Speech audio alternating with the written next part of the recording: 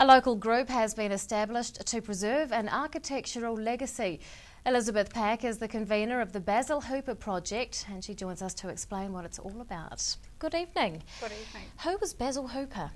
Well, Basil Hooper was born in 1876 in Lahore, India, of missionary parents, and he started here as a clerk in the practice of Louis Salmond, and then he decided to become an architect himself and went to England, where he studied with a number of very notable architects of the day. He came back here and set up his own practice in Dunedin, and he altogether created about 73 properties in Dunedin and a further 7 in Otago before leaving to go to Auckland, where he made another 20 homes. So he's got an absolutely amazing amount of properties that are all very diverse and different, because really one of his hallmarks was difference and individuality.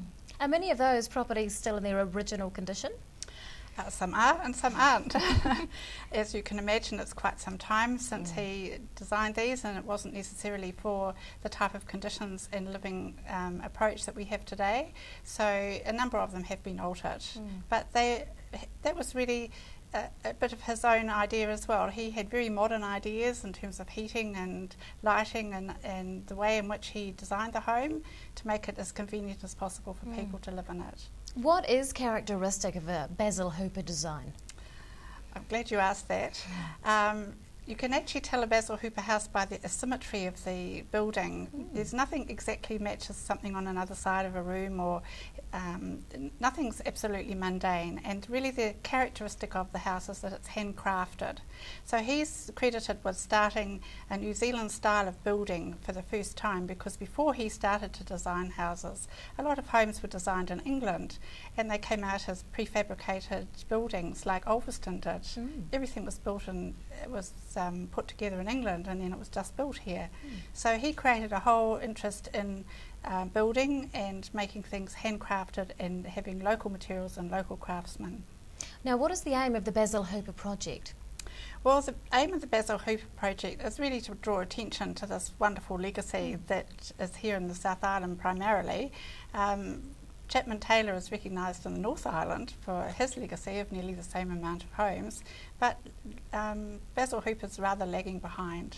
So I really wanted to put something together that would record what was here from the contemporary point of view, so we can actually track and record the properties, the plans, the pictures of what's happened, because he, at the end of his life, went to Auckland and he made a bad business decision in the partner that he joined up with, and in the end he burnt all his records, and so his records are the houses today, so they have to really be looked at and revisited to see what's special. Who's involved here?